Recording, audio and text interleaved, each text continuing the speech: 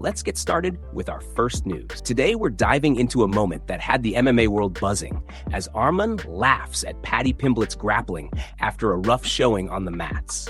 Yesterday, we reported on Paddy's appearance at the King of the Mat grappling tournament, and things did not go his way.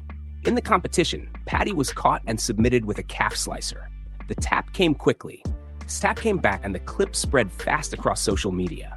As expected, it didn't take long for fighters to react, especially those who have been mentioned by Paddy in the past. One of the first to chime in was Arman. After seeing the video, Arman reposted the clip on X and added a brutal caption that immediately grabbed attention. He wrote, "Is this the trash can that said he can out-grapple me?" The post was short, sharp, and clearly meant to mock Paddy's previous comments about his own grappling abilities. But Arman didn't stop there. He also took aim at Ilya with a separate post on Instagram. Arman shared a short training video and paired it with a sarcastic caption, saying, "Finally found a sparring partner to help me prepare for Topuria, who said I can't shoot for a double on a short leg opponent." The message was clear. Arman was using humor and confidence to fire back at critics and rivals alike. The reactions poured in, with fans debating whether Arman was simply having fun or sending a warning to the rest of the division. One thing is certain, moments like these keep the MMA world entertaining, unpredictable, and constantly talking. Move on to another news. Daniel Cormier has opened up about his current relationship with Jon Jones, and it sounds like the rivalry is still very much alive. Even after all these years, the tension between the two legendary rivals refuses to fade away. At one point, it looked like things might finally cool down. With Daniel Cormier and Jon Jones coaching opposite teams in Thailand, many fans believe that spending so much time around each other might soften the edges. Instead, it seems the experience only reignited their competitive fire. Rather than burying the hatchet, the close proximity brought back old emotions and old arguments. In a recent video posted on his YouTube channel, Daniel Cormier explained that while he and Jon Jones can be cordial at times, that peace never lasts long. According to DC, they end up arguing far more often than not, and those arguments usually turn competitive very quickly. He described how being around Jon naturally brings out that drive to win, no matter the setting. Cormier revealed that on multiple occasions, their debates escalated to the point where they were seriously discussing fighting again. And not just in one format. DC said they talked about boxing matches, with both men willing to step in as long as it stayed strictly boxing. But the biggest flashpoint came when wrestling entered the conversation. DC explained that the wrestling debate caught the most fire because of his confidence in that area. He said he would wrestle Jon in real American freestyle wrestling and believes he would beat him. That statement, according to Cormier, stemmed from Jon previously saying he would wrestle Daniel in an exhibition or charity grappling match. Once wrestling was mentioned, the competitive tension skyrocketed. Cormier made it clear that on a personal level, he and Jon Jones will likely never truly see eye to eye. There is too much history, too many battles, and too much emotion for that. However, when it comes to fighting, Cormier admitted there is something deeper between them. A mutual respect for each other as competitors, mixed with an undeniable need to compete. Even now, long after their careers have crossed paths inside the cage, that rivalry still burns. It's proof that some matchups are bigger than titles, records, or time itself. The competitive spirit between Daniel Cormier and Jon Jones remains unfinished, and it continues to capture the attention of the MMA world. Move on to another news. A new interview has been released featuring Diego Lopez, and he opened up about what he now considers a big mistake from his first fight with Volk. Looking back, Lopez admitted that his mindset going into that fight completely changed how he performed inside the cage.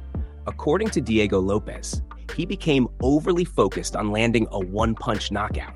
Instead of fighting freely and trusting the skills he had drilled in training, he started chasing a highlight finish.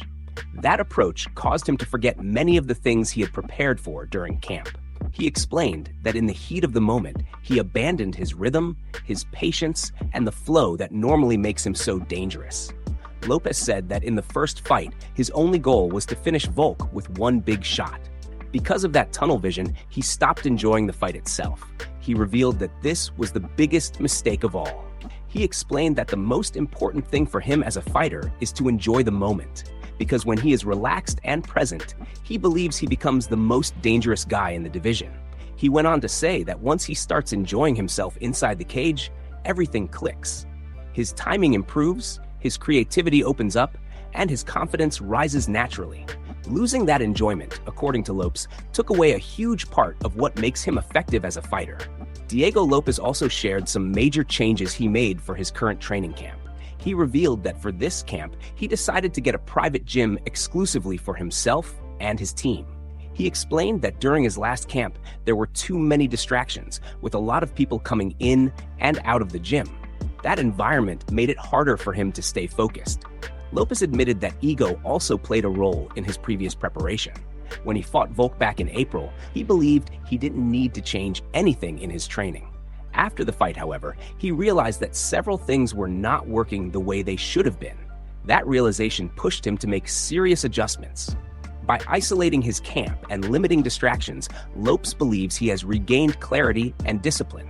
This time, the focus is on sharpening every detail, staying present, and fighting with enjoyment instead of pressure. Diego Lopes sounds more self-aware, more grounded, and more hungry than ever as he prepares for what comes next. Move on to another news. Michael Morales has finally spoken out about the recent topology situation that caught many fans by surprise. In a new interview with Carlos Contras Legaspi, Morales explained exactly what happened and why the issue briefly caused confusion around his professional record. According to Michael Morales, the situation completely caught him off guard. He said the case surprised him and briefly took him out of his mental focus, especially when he saw that a modification had been made to his record.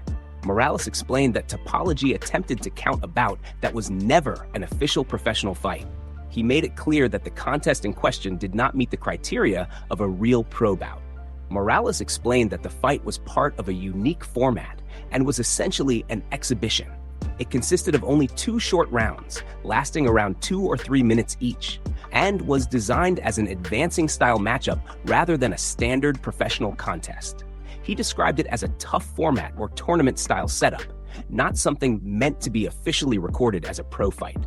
Despite that, the bout was temporarily listed as a professional fight on Topology. Morales said this was frustrating, especially because the rules and expectations had already been clearly established ahead of time. He emphasized that before anyone even stepped onto the show, it was made very clear to all fighters involved that these matches would be exhibitions only and would not count toward their professional records. Morales explained that once he noticed the issue, he immediately made his claim and reached out to correct the mistake. Fortunately, after addressing the situation, everything was resolved and returned back to normal. He acknowledged that what happened, but he seemed relieved that the issue was fixed without lingering consequences. The situation highlighted how important official records are for fighters, especially those climbing the rankings and building momentum in their careers. For Morales, accuracy matters, and he wanted to ensure that his record truly reflected only legitimate professional bouts. Now that the Topology situation is behind him, Michael Morales appears fully focused on what comes next. With the confusion cleared up and his record intact, his attention has shifted back to competition and progress inside the cage. And with that topic covered, attention now turns toward what's next for Michael Morales as his journey continues forward with clarity and momentum. Move on to another news. Strickland has revealed a major injury he was dealing with before his fight against Duplessis, and the story is exactly as wild as you would expect from him. In a recent interview with John Bernard, Strickland explained that the damage happened well before the fight was even on the table. According to Strickland, he was riding motocross with Axel Hodges when things went wrong. During the ride, he ended up breaking his shoulder. The injury was serious enough that he needed stem cell treatment to help the healing process. While he was in Colombia receiving treatment for that broken shoulder, the UFC reached out with an unexpected call. Strickland explained that the UFC contacted him and offered him the fight against Duplessis. Despite the injury and limited recovery time, he felt there was no real option to turn it down. He said that with the UFC, you just don't say no. When the call comes, you accept it, no matter the circumstances. He admitted he felt backed into a corner, but he still agreed to take the fight. He went on to explain that stepping away afterward has been a blessing. Taking time off to let his body heal has made a huge difference. Strickland said his shoulder now feels great, and while he misses fighting and performing, the recovery time has been worth it. In typical fashion, he joked about enjoying the break and being lazy for a while, something fighters rarely get to do. During the same interview, Strickland also shut down the idea of fighting Robert Whittaker. He made it clear that the matchup simply doesn't excite him. Using a blunt and controversial analogy, Strickland compared the fight to something that only happens when there are no other options left. The point he was making was simple. The interest just isn't there. He doubled down by saying Whittaker's body count was too high, meaning he's fought too many of the same names already. Strickland explained that at this stage of his career, he wants something new, something different, and something that actually motivates him. Instead, Strickland pointed to Baralho as a matchup that genuinely excites him. He said that kind of fight feels fresh and unpredictable, which is exactly what he's looking for right now. With his shoulder healed and his mindset reset, Sean Strickland sounds refreshed, opinionated as ever, and ready for whatever challenge actually sparks his interest. Move on to another news. Multiple UFC fights have officially been announced, and there is a lot to break down across several upcoming events. We kick things off with a new bout reported for UFC Houston on February 21st. According to AG Fight, Chidi Njokuani is set to take on Carlos Leal. Njokuani currently sits at 5 wins and 4 losses in the UFC, and is coming off a defeat to Jake Matthews back in July. On the other side, Leal has gone 1-2 inside the promotion, with his most recent appearance ending in a loss to Muslim Salikov, also in July. This matchup feels like a crucial opportunity for both fighters to regain momentum. Next up, several fights have been revealed for UFC Mexico on February 28th. According to Real Kevin K, later confirmed by the UFC, Santiago Luna will face Anel Pacheco. Luna is a young prospect with a perfect 1-0 UFC record. The 21-year-old is coming off an impressive win over Wong Kong Lee in September at Noche UFC. Pacheco, meanwhile, earned his contract on Dana White's Contender Series despite losing to Danny Silva in 2023. Since joining the UFC, he is 0-1, with his only fight coming in 2024 against Callan Lofren. Another fight announced for the same card sees Christian Quinones taking on Chris Mautino. Quinones has been with the UFC since 2022 and currently holds a 1-2 record. He's riding a 2-fight losing streak, with his most recent loss coming against Adrian Yanez in 2024. Moutinho, on the other hand, is 0-3 in the UFC. This matchup carries huge stakes, as both fighters are desperate to snap their losing streaks and keep their roster spots. Also added to the UFC Mexico lineup is Ernesta Kakite versus Sofia Montenegro. Kaki won her contract on the Contender Series in 2023 and has gone 1-1 in the UFC so far. Her most recent fight was a win over Nicole Cagliari in January 2025. Montenegro is also a Contender Series winner, earning her contract in September 2025 despite taking a loss. This will be her UFC debut, making this matchup especially interesting. Looking ahead to March 28th, Real Kevin K reported, later confirmed by Marcel Dorff, that Alexa Grasso will face Macy Barber at UFC Seattle. Grasso is currently on a 2-fight losing streak, first losing her title to Valentina Shevchenko in their rematch, then dropping a decision to Natalia Silva in May 2025. She was also previously scheduled to fight Rose Namajunas at UFC 324, but had to withdraw due to injury. This fight marks a massive moment for both women as the division continues to shift. Move on to another news. Michael Morales has shared new insight into what could be next for him inside the UFC, and it may involve a big matchup in the welterweight division. In the same interview with Carlos Contras Legaspi, Morales spoke about the current title picture and where he sees himself fitting into the mix. Right now, the welterweight division feels wide open and slightly chaotic. The title conversation has been shifting, with Islam Makhachev publicly calling out Kamaru Usman, saying he believes Usman would be the toughest challenge available. At the same time, many fans have been pushing for fresh contenders like Ian Gary, Michael Morales, and Shavkat Rakhmonov to get their shot at the top.